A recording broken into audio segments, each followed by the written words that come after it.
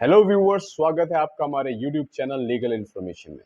आज हम बात करने जा रहे हैं कि जब किसी व्यक्ति पर एक बोगस 498 ए तहज का मुकदमा लगा दिया जाता है, तब उस व्यक्ति को, उस पति को, उसके परिवारजनों को क्या क्या प्रिकॉशंस लेने चाहिए और किस स्टेप में आगे बढ़ना चाहिए जिससे कि उनको रिलीफ टाइमली मिल जाए। आज का टॉपिक बहुत इम्पॉर्टेंट है क्योंकि ये एक बर्निंग टॉपिक है। आजकल इस तरह की समस्याएं, इस तरह के केसेस समाज में बढ़ गए हैं।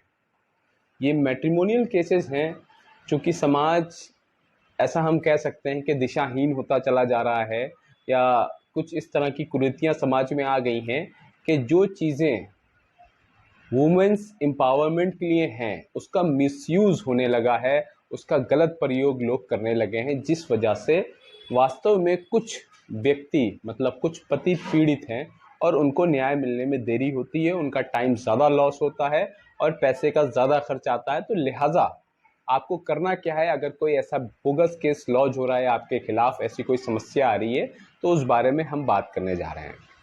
दोस्तों, वीडियो शुरू करने से पहले आपसे रिक्वेस्ट करते हैं, जो भी नए व्यूवर्स हैं हमारे चैनल पर, प्लीज़ चैनल को सब्सक्राइब कर लें, वीडियो को लाइक कर लें और बेल आइकन दबा दें, ताकि जिससे आगे आने वाले जो इंपॉर्टेंट वीडियोस के नोटिफिकेशन है वो आपको टाइम टू टाइम मिलते रहें। चलिए दोस्तों, शुरू करते हैं आज का वीडियो। जैसा कि मैंने कहा कि टॉपिक बहुत बर्निंग है, जो इश्यूज़ हैं वो बहुत बर्निंग है, तो आपको बहुत समझने वाली बात है। और जब भी अगर ऐसी कोई समस्या आ रही है कि किसी पति के विरुद्ध 498 ए आईपीसी में मुकदमा दर्ज करा रहे हैं पत्नी या पत्नी के परिवार वाले, होता क्या है कि जब पति और पत्नी में विवाद होता है कुछ बातों को लेके, तो पत्नी पक्ष कभी कभी दबाव बनाने हेतु या अपनी गलतियों को छुपाने के लिए पति पक्ष पर और उनके पारिवारिक जनों के ऊपर 498 ए और अन्य धाराओं में आईपीसी के मुकदमा कायम करा देते हैं, अपना वर्चस्व बढ़ाने के लिए। और सोचते हैं कि जिस तरह से हम दबाव बना लेंगे, फिर हमारा दबाव हमेशा बना रहेगा और हमारा रिश्ता आगे चलते मेंटेन हो जाएगा और हमारा दबाव, प्रेशर इस परिवार पे, हमारे पति के परिवार पे हमेशा बना रहेगा। लेकिन दोस्तों, समझने वाली बात यह है कि जब 498 ए या इस तरह के आपराधिक मुकदमे आप अपने पति या उसके पारिवारिक जनों पे लगाते हैं, तो आप ये समझिए कि रिश्ता बनने की जो संभावना है वो बहुत कम हो जाती है, क्योंकि जिसके खिलाफ आप मुकदमा करेंगे वो कभी आपको फिर दोबारा, बहुत कम ऐसे केसेस में देखा गया है जहां कॉम्प्रोमाइज़ हो जाए, वरना कॉम्प्रोमाइज़ फिर वहां बड़ा मुश्किल होता है। अब समझने वाली बात क्या है कि मान लीजिए कि पत्नी ने एक बोगस मुकदमा गलत तथ्यों के आधार पर पति पक्ष और उनके परिवारजनों पर लगा दिया। अब इसमें सबसे बड़ी जो गलती करते हैं पीड़ित पति के जो घर वाले हैं, और जो पीड़ित पति है, जो सबसे बड़ी गलती करते हैं, वो गलती ये है कि वो एंटीसिपेटरी बेल अप्लाई कर देते हैं। आपको ऐसा नहीं करना है, क्योंकि जब आपके विरुद्ध कोई मुकदमा आपकी पत्नी ने लिखाया है आपके परिवार वालों के विरुद्ध, तो होता क्या है कि उसमें पहले पुलिस आपको बुलाती है, आपसे बात होगी, म्यूचुअल अंडरस्टैंडिंग मेंटेन करी जाएगी कि अगर किसी तरह से मामला बन सकता है तो बना दिया जाए। सबसे पहले प्रयास यही होता है कि दोनों पक्षों को बुला के उसमें प्राइमरी इन्वेस्टिगेशन करी जाती है कि समस्या कहाँ है।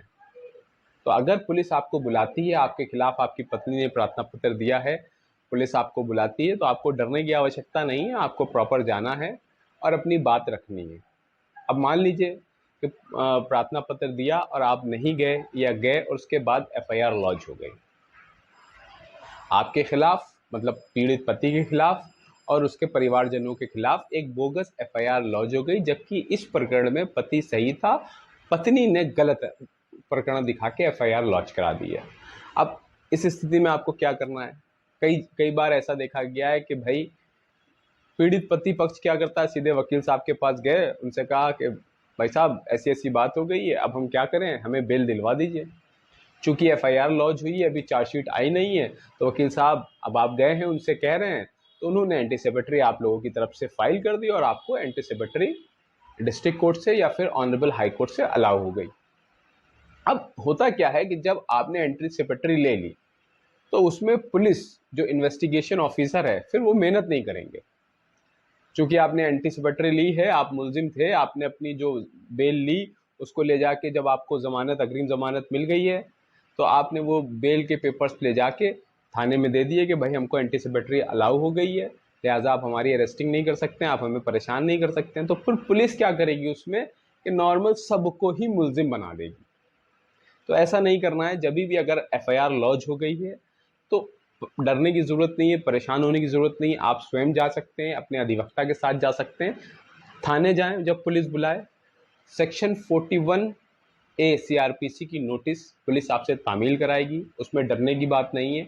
वो नोटिस आपको और जितने उसमें अभियुक्त हैं उन अभियुक्तों को वो नोटिस साइन करके पुलिस को वापस करनी होगी, अपने आधार कार्ड देने होंगे और आप अपने बयान जो आप उचित समझते हैं वो आप मौखिक इन्वेस्टिगेशन ऑफिसर को बता सकते हैं और लिखित दे सकते हैं। इससे क्या होगा कि आपका केस स्ट्रांग हो जाएगा। क्योंकि केस बोगस है, आप जानते हैं, पत्नी ने गलत तथ्यों पर मुकदमा कायम कराया है।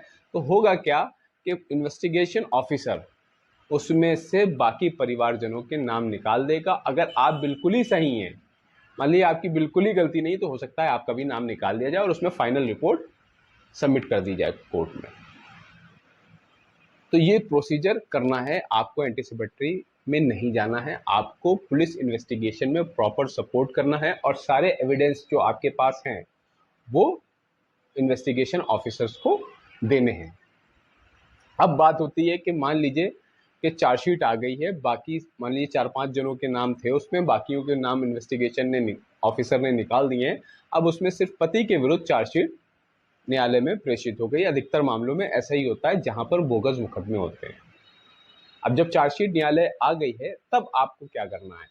तब आप एक काम कर सकते हैं कि आप उस चार्जशीट के अगेंस्ट 482 सीआरपीसी में ऑनरेबल हाई कोर्ट में रिट फाइल कर सकते हैं अपने एविडेंसेस के साथ में, और क्वेश्चन की रिक्वेस्ट कर सकते हैं कि ऑनरेबल हाई कोर्ट से प्रेयर कर सकते हैं कि ये चार्जशीट क्वैश कर दी जाए, एफआईआर क्वैश कर दी जाए।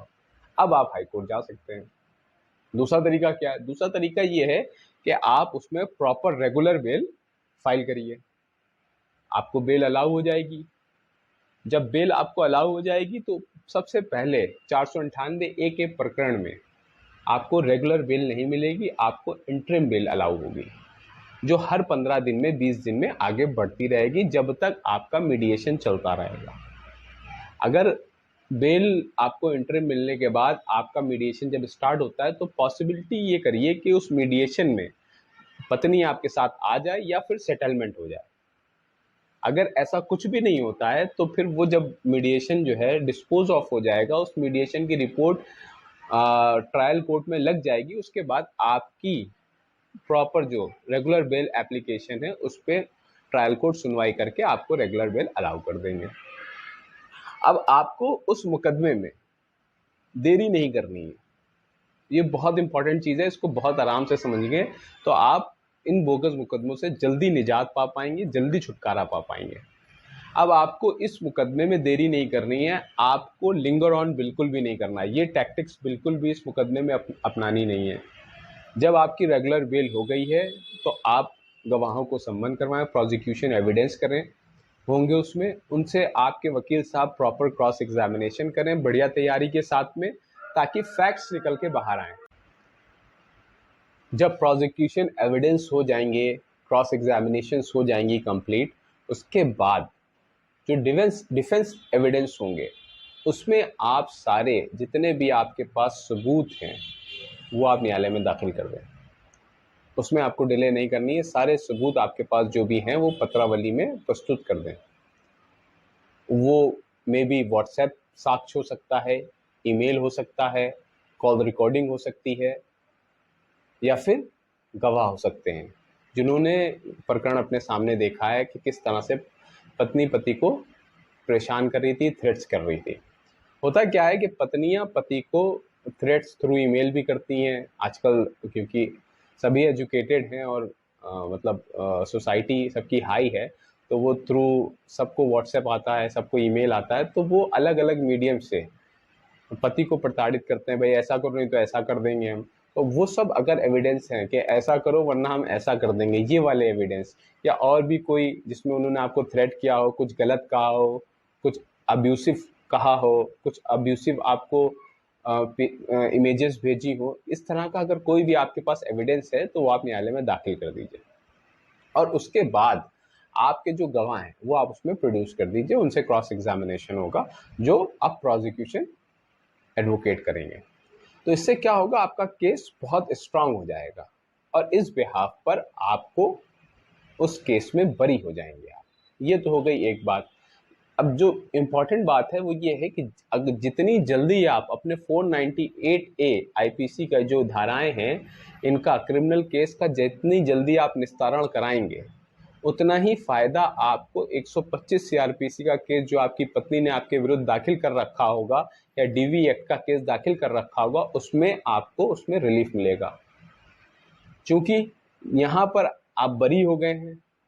आपके ऊपर वो सारे जो चार्जेस पत्नी ने लगाए थे वो आपके ऊपर बन नहीं रहे थे और न्यायालय ने आपको बरी कर दिया है। तो वो ऑर्डर की कॉपी आप पत्नी के डीवी एक्ट के केस में और 125 सीआरपीसी के केस में दाखिल कर दें। इससे आपको बहुत रिलीफ मिलेगा। अगर आपका हर्जा बंधा हुआ है, मेंटेनेंस बंधा हुआ है इंटरिम, तो वो कैंसिल हो सकता है ऑन दिस ग्राउंड। ये बहुत इंपॉर्टेंट है। आपको जीवन भर इंटरिम मेंटेनेंस या फिर फाइनल मेंटेनेंस देने की आवश्यकता नहीं है, क्योंकि आपकी क्रुएलिटी प्रूफ नहीं हुई है, आपको कोर्ट से बरी कर दिया गया है, आप क्रूअल नहीं थे। इवन अब आपको प्रूफ करना है कि पत्नी क्रूअल थी। आप सेक्शन 13A के तहत मुकदमा फाइल कर सकते हैं। आप 498A का जो आपको बरी हुए उसमें आप उसकी सर्टिफाइड कॉपी दाखिल कर दें उसमें, और प्लस जो एविडेंसेस आपने उस केस में लगाए थे वही एविडेंसेस आप section 13A Hindu marriage act का जो आप मुकदमा फाइल कर रहे हैं आप उसमें लगा दें। इसमें क्या होगा कि इसमें आपको सिर्फ और सिर्फ पत्नी की क्रुएलिटी प्रूफ करनी है। On the ground of wife's cruelty आपको डिवोर्स पॉसिबल हो जाएगा। यदि पत्नी ने बोगस केस लगाया है, गलत एप्लीकेशन लगाए, इवन पत्नी आपको थ्रेट्स करती थी। तो ये बहुत इंपॉर्टेंट वीडियो था। अगर इस तरह का कोई भी प्रकरण आपके जानने पहचानने में किसी के साथ हो रहा है तो ये वीडियो आप उसको भेजें, शेयर करें। ये एक डिस्क्रिप्टिव वीडियो मैंने इसीलिए बनाया है क्योंकि लोग भ्रमित हो जाते हैं बार बार कि भाई साहब हमें करना क्या है, पहले कहाँ से शुरुआत करनी है, मुकदमा हो गया है, समझ नहीं आ रहा है किससे कांटेक्ट करें, कोई मीडिएटर मिल गया या फिर कोई पुलिस ऑफिसर मिल गया, वो कह रहा है कि हम यहीं से मुकदमा ख़त्म कर देंगे। तो ऐसा कुछ भी नहीं होता है। आपको स्टेप बाय स्टेप प्रोसीजर करना पड़ेगा और आप अगर सही हैं तो आपको अपनी प्रोसीडिंग फास्ट रखनी पड़ेगी, सारे एविडेंसेस टाइमली कोर्ट में सबमिट करने पड़ेंगे और आपको अपने आप को इसी तरह से आप क्लीन प्रूफ कर सकते हैं। होप ये वीडियो आपके काम की रही होगी। मिलते हैं किसी नेक्स्ट कानूनी वीडियो में इसी तरह की जानकारी के साथ में। जय